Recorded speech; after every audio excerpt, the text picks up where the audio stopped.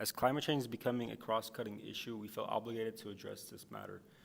This PowerPoint will focus on highlighting the severity of climate change, its global impacts, what contributes to climate change, and most importantly, what measures we could take to prevent future disastrous consequences if we don't act. Climate change. It's real, it's serious, and it's up to us to solve it. In the last 2 decades, we've experienced 14 of the hottest 15 years on record. By 2050, drought and chronic water shortages could impact 1 billion people, while millions more will be at risk from coastal flooding. It can seem overwhelming, but there's reason for hope.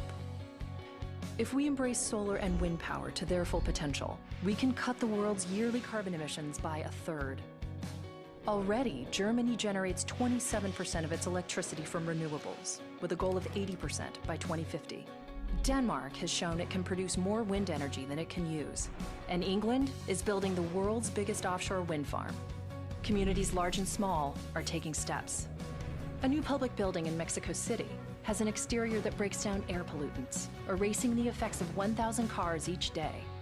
Paris installed street tiles that harvest energy from foot traffic. Other cities are paving streets with smog-eating concrete and sidewalks with recycled materials. Individuals can make a difference too, through the choices we make every day. If every American driver drove 10 miles less each week, it could eliminate more than 100 billion pounds of carbon from the air each year. New innovations are making important strides possible, and more are on the way, but we can't wait. Reimagining our world's energy future will take a shared sense of urgency from countries, companies, cities, and all of us. Working together, real change is possible. Learn more at natgeo.com/climate.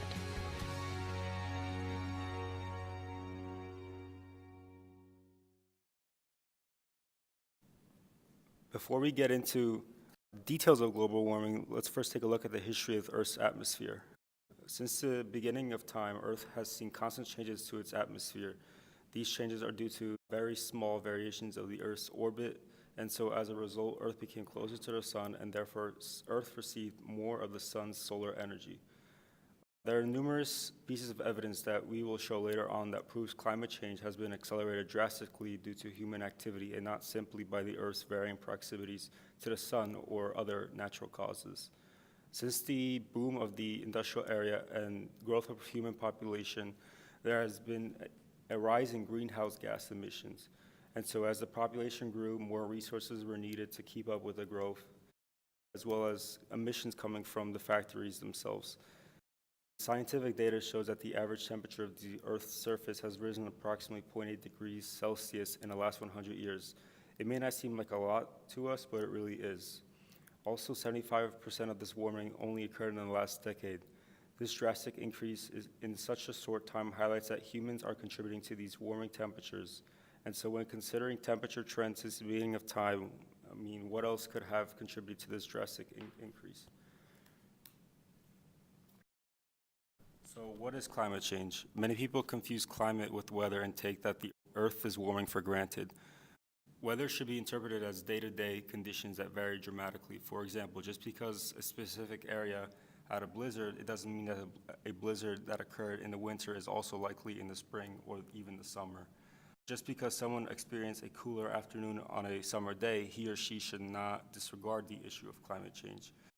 So what's the evidence that global warming is occurring? When we observe this detailed diagram of the Earth, the solar radiation emitted by the sun leads to the trapping of heat. And so basically, the sun's solar radiation is either absorbed or reflected by the Earth. And as the sun emits solar radiation onto the Earth, the strong, short wavelength radiation passes through the atmosphere and is absorbed by the Earth's surface after becoming weaker forms of energy when they pass through the atmosphere. As the sun's energy is absorbed by the surface reflects some of this energy as a form of infrared radiation, either back into space or into the atmosphere. And as more and more greenhouse gas particles contaminate the Earth's atmosphere, the energy given off by the surface is bounced in every possible direction, either into space or up or back down onto the surface. When gases in the atmosphere absorb the sun's energy, endothermic reactions occur which cause the potential energy in the gas molecules to increase, thus decreasing the stability of the covalent bonds. When a combustion reaction takes place, this potential energy decreases and the reaction is exothermic, releasing a lot of heat into the environment. Thus, combustion reactions contribute to the greenhouse effect in two ways. One, by releasing a lot of energy into the environment, and the other, by giving off carbon dioxide as a byproduct, which can further store energy from the sun and increase the temperature of the Earth's atmosphere. After explaining the previous slide, this animation of a thermal map is evidence that most of this energy is being reflected down onto the surface. If you take a close look at the Arctic regions beginning in the 1950s to current day, these are the areas with the most ice that is being melted and cause devastating consequences for the future. And according to NASA, the oceans have absorbed much of the excess heat trapped in the Earth's atmosphere as well, with the top 700 meters, which is approximately 2,000 feet of ocean, showing warming of 0.3 degrees Fahrenheit since 1969. Taking a close look at this graph is further evidence that shows that the Earth is warming, giving temperature data from the previous slides. These rises and drops in CO2 levels many years ago were due to natural sources that emitted CO2. However, looking at approximately only 100 years or so, this graph shows a very steep slope of the increase in CO2 levels. Science and NASA suggest that nothing else contributes to this spark increase other than human-led contribution that having a substantial impact on the future, as temperatures are only rising due to the mass emission of CO2 into our atmosphere. Other greenhouse gases include methane, nitrous oxide, CFCs, and water vapor. Another aspect of climate change is the depletion of the ozone layer of our atmosphere. There are three main causes of ozone layer depletion: human activity, natural sources, and volcanic eruptions. For our presentation, we will focus on what is caused by humans, which is the release of compounds containing chlorine or bromine, most commonly CFCs. CFC molecules float towards the ozone-rich atmosphere as CFCl3, and upon contact with UV radiation, one chlorine atom breaks off of the molecule and reacts with an ozone molecule to form chlorine monoxide and oxygen. A single oxygen atom then reacts with the chlorine monoxide molecule, causing the formation of an oxygen molecule and a single chlorine atom. The resulting chlorine atom continues the cycle by breaking apart another ozone molecule. According to NASA, the Greenland and Antarctic ice sheets have decreased in mass. Data from their gravity recovery and climate experiment show Greenland lost 150 to 250 cubic kilometers of ice per year between 2002 and 2006, while Antarctica lost about 152 cubic kilometers between 2002 and 2005. Glaciers are retreating almost everywhere around the world, including in the Alps, Himalayas, Andes, Rockies, Alaska, and Africa. Both the extent and thickness of Arctic sea ice has also declined rapidly over the last several decades. The global sea level has risen about 8 inches in the last century. The rate in the last 2 decades, however, is nearly double that of the last century. Meanwhile, satellite observations have revealed that the amount of spring snow cover in the northern hemisphere have decreased over the past 5 decades, and that the snow is melting earlier. This video is an example of what could happen to our coastal cities all around the world if the sea level continues to rise. You can see major cities like Tokyo, Sydney, Australia, Buenos Aires, Argentina, and in the US, cities like San Diego, San Francisco, Portland, Seattle, and on the East Coast, Miami, Florida, New Orleans, Charleston, Houston, New York City, Washington, D.C., and Boston. Here is an example of what could happen to our coastal cities if the sea levels continue to rise due to melting glaciers and ice caps. On the left is Back Bay, Boston, as it is currently. On the right is a portrayal of the devastating flooding that would affect this part of Boston if climate change continued at the current rate and sea levels rose dramatically. This could happen to coastal cities around the world. Another piece of evidence for climate change is ocean acidification. In the last 200 years, the pH of the ocean's surface water has dropped by 0.1, which is a 30% increase in acidity. According to the National Oceanic and Atmospheric Administration, the ocean absorbs about 30% of the CO2 that is released into the atmosphere, and as levels of atmospheric CO2 increase, so do the levels in the ocean. When CO2 is absorbed by seawater, a series of chemical reactions occur, like the one on the slide, resulting in the increased concentration of hydrogen ions. This increase causes the seawater to become more acidic and causes the carbonate ions to be relatively less abundant. When there are less carbonate ions in the water, organisms that depend on them suffer. We will go more into detail about how this can affect the marine ecosystem.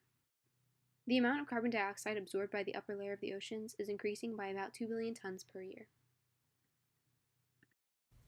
Here is a chart highlighting the connections between topics of climate change and chemistry. We have highlighted the role of combustion reactions and chemical equations, and will further investigate the effects of dissolved gases and their behavior in relation to temperature, as well as their behavior in relation to severe weather. Moving on, why is so much importance given to climate change and global warming? The main reason for that is the drastic consequences associated with the rapidly changing climate and what that means for species that inhabit the Earth.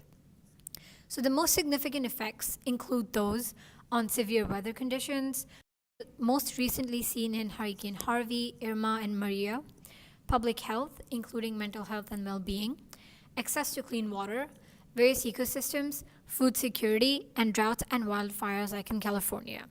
So we just mentioned hurricanes. So how are hurricanes actually formed? Hurricanes are caused over oceans which have warm water. As a result, the air directly above the surface of the ocean is also warmed and rises, since warm air has lesser density than cold air.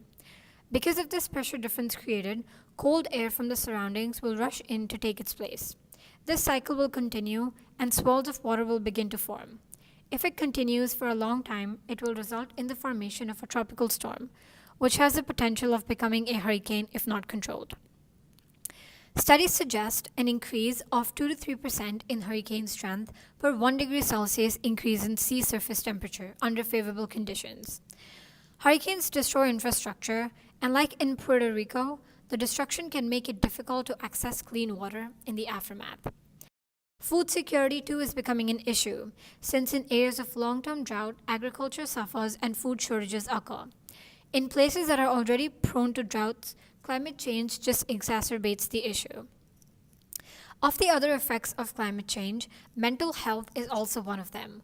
While it does not have a direct link, some studies proved that with an increase in temperature, the rate of violent crimes and suicide rates have also increased. Polar ice caps are melting, and this has a direct effect on polar bears and other Arctic animals. Other species of organisms being affected are the coral and the shellfish, which are suffering because of the increase in ocean acidity.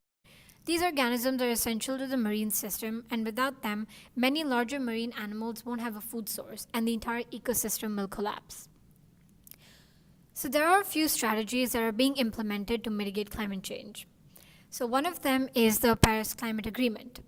The main concern of the Paris Climate Agreement is to keep the global temperature rise in the next century under 2 degrees Celsius, with its members setting their own goals and improving on these goals every 5 years as they reconvene.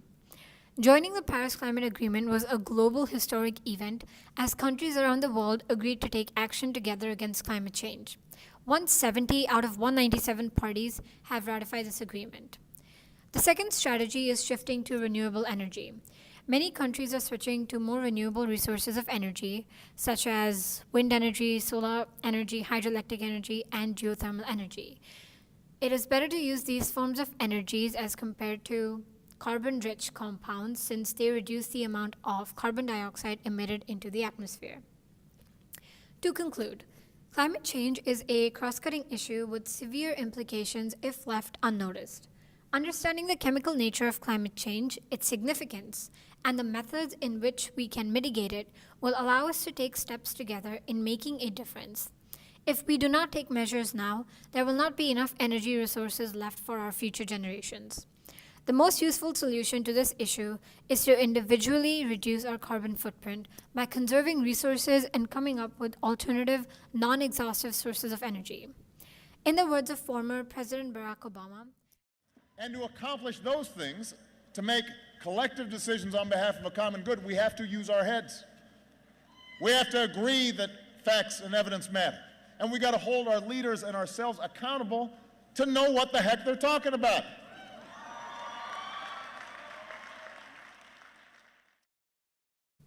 thank you.